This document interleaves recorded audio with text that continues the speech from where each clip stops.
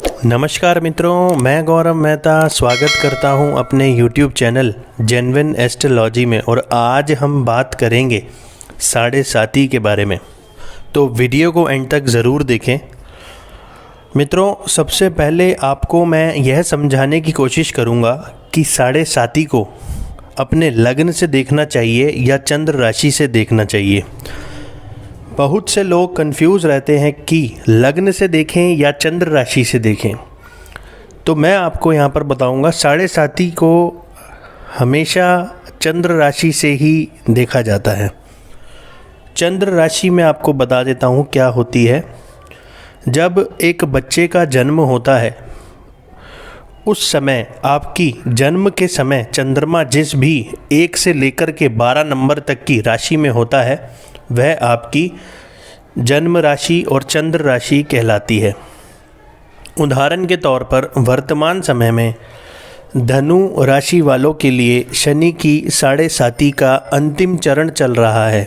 कैसे अंतिम चरण इसीलिए चल रहा है क्योंकि शनि अब धनु राशि में नहीं है, मकर राशि में है, वर्तमान में चल रहे हैं।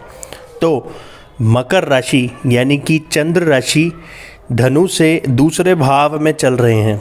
तो जब वह कुंभ राशि में जाएंगे तो धनु वालों के लिए अंतिम चरण समाप्त हो जाएगा। मित्रों, इसको हम साढ़े साती इसीलिए कहते हैं क्योंकि एक राशि में शनिदेव 2.5 साल रहते हैं। तो उदाहरण के तौर पर शनिदेव धनु राशि वालों के लिए ही ले लेते हैं।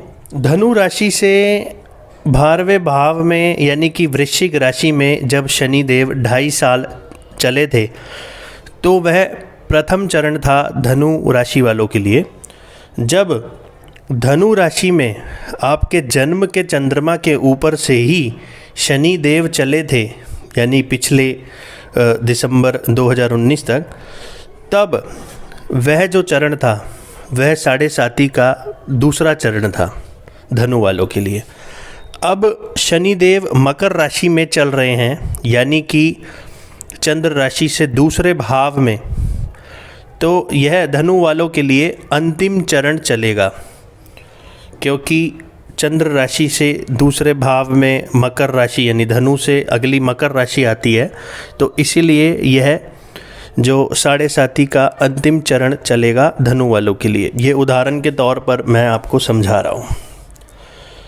इसीलिए हम इसको 7.5 साल को शनि की साढ़े साती के नाम से जानते हैं। मकर राशि वालों के लिए दूसरा चरण चल रहा है साढ़े साती का और कुंभ राशि वालों के लिए पहला चरण चल रहा है। शनिदेव मकर राशि में 2.5 साल के लिए गोचर करेंगे जो कि सूर्य, चंद्रमा और मंगल के नक्षत्र में चलेंगे। साढ़े साती लगभग 30 साल में एक बार आती है। एक और महत्वपूर्ण बात यहाँ पर आपको बता देता हूँ, जिन लोगों के जीवन में दूसरी साढ़े साती आती है जो कि लगभग 50 साल की उम्र के बाद आती है, वो दूसरी साढ़े साती ज़्यादा प्रभावशाली होती है क्योंकि साढ़े साती में हमें अपने कर्मों का रिज़ल्ट मिलता है। और पहली जो साढ़े साती शनिदेव की होती है वह उसमें उतना दंड नहीं देते हैं। क्यों? क्योंकि उस समय में एक बच्चे में उतनी समझ नहीं होती है और वो पिछले जन्मों का लेखा जोखा जो होता है, जिस कारण पहली साढ़े साती इतनी कष्टकारी नहीं होती है। यही कारण है कि दूसरी साढ़े साती जो दूसरी आती है जीवन में वो ज़्यादा प्रभावशाली मानी जाती है। और काल पुरुष की कुंडली में शनि अगर दशम भाव के स्वामी, आपको जैसा पता होगा दशम भाव के स्वामी कुंडली में बनते हैं और एकादश भाव के स्वामी बनते हैं, यानी कि 10 नंबर जहाँ पर लिखा है उसके स्वामी और 11 नंबर राशि जो होती है उसके स्वामी काल पुरुष की कुंडली में शनिदेव बनते हैं और उसी के परिणाम हमें देते हैं, क्योंकि 10वां भाव कर्म का है और 11वां भाव उसके परिणाम का है। अधिकतर शनि की साढ़े साती कष्टकारी होती है, क्योंकि यहाँ पर शनिदेव अपने कर्मों का लेखा जोखा करते हैं।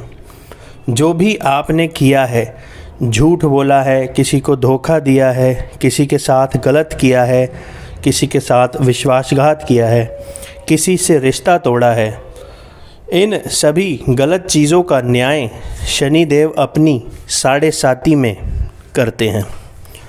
साढ़े साती सिर्फ उन्हीं लोगों के लिए कहीं अच्छी होती है जिनका जन्म का शनि भी अच्छी स्थिति में हो, षड्बल में उसे काफ़ी बल प्राप्त हो और कुंडली का योग कारक ग्रह हो। उनके लिए साढ़े साती बहुत ही ऊंचाइयों पर भी ले जाती है। सिर्फ शनि की साढ़े साती को खराब कह देना ऐसा भी नहीं होता है। बहुत से लोग मैंने देखे हैं साढ़े साती के नाम पर लोगों को डरा रहे हैं, जो कि गलत है। इसीलिए साढ़े साती से डरने की आपको ज़रूरत नहीं है। अपनी जन्म कुंडली में भी आपको ज़रूर देखना चाहिए कि शनि कौन से भाव का स्वामी है, कौन से नक्षत्र में है और किसके साथ संबंध में है, उसका भी आंकलन करना बहुत। कुंभ राशि वालों के लिए जो साढ़े साती है उसका पहला चरण चल रहा है। शनि का मकर राशि में आना कुंभ राशि वालों के लिए साढ़े साती का स्टार्ट होना था। यहाँ पर शनि देव आपकी जन्म कुंडली के चंद्रमा से 12वें भाव में चल रहे हैं। निर्भर यह भी करेगा कि आपका कौन सा लग्न है। अगर जो आपका कर्क, वृश्चिक या सिंह लग्न है तो यह साढ़े साती आपको मानसिक रूप से ज़्यादा चिंतित करती हुई चलेगी। और अगर आपकी कुंभ ही राशि है और कुंभ ही लग्न है तो इसका परिणाम काफ़ी ज़्यादा प्रभावशाली होगा, जो भी मैं बताने वाला हूँ। और इसके विपरीत आपकी राशि कुंभ है पर लग्न कोई और है तो आप इससे पहले वाला मेरा वीडियो देख सकते हैं, डिस्क्रिप्शन में लिंक है, जो कि लग्न के अनुसार बताया गया है। जिन भी लोगों की महादशा अंतर्दशा शनि की चल रही है उन पर साढ़े साती का प्रभाव और अधिक पड़ता है। जिन लोगों की शनि को छोड़कर किसी और ग्रह की महादशा अंतर्दशा चल रही है तो साढ़े साती का प्रभाव कुछ हद तक कम हो जाता है। शनि अगर आपकी कुंडली में योग कारक ग्रह बनते हैं या मित्र ग्रह बनते हैं लग्न के, तो साढ़े साती के खराब फलों में कमी आती है। कुंभ राशि वालों के लिए शनि देव 12वें भाव में भ्रमण करेंगे, जिसकी वजह से खर्चों की यहाँ पर अधिकता काफ़ी ज़्यादा रहेगी। खर्चों से आप परेशान रहेंगे, कुछ ना कुछ खर्च आपके सामने आ जाएंगे। साढ़े साती का प्रथम चरण होगा कुंभ राशि वालों के लिए जो चल रहा है।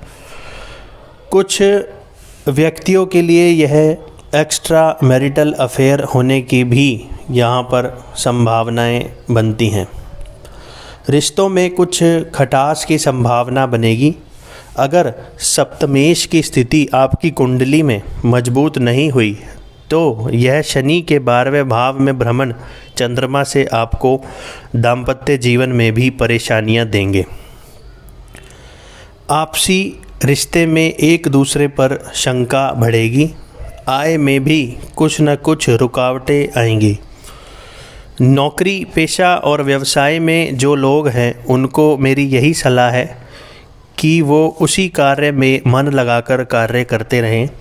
बहुत से लोग अपने कार्य को छोड़कर या जॉब को छोड़कर दूसरी फील्ड में आने की इस समय अंतराल में कोशिश करेंगे, जिस कारण परेशानियां उत्पन्न हो सकती हैं। तो कार्य क्षेत्र में बदलाव आपको बिल्कुल भी नहीं करना चाहिए। मन आपका विचलित होगा। अपने गुस्से पर और बुद्धि पर आपको नियंत्रण करने की इस समय ज़रूर आवश्यकता रहेगी। निर्णय लेने की शक्ति कहीं ना कहीं इस समय कमज़ोर रहेगी, तो कोई भी निर्णय आपको जल्दबाजी में नहीं लेना चाहिए। धैर्यपूर्वक सोच समझ कर ही अगर निर्णय लेना हो तो लिया जाना चाहिए। धोखा मिलने की भी आपको यहाँ पर संभावनाएं बनती हैं।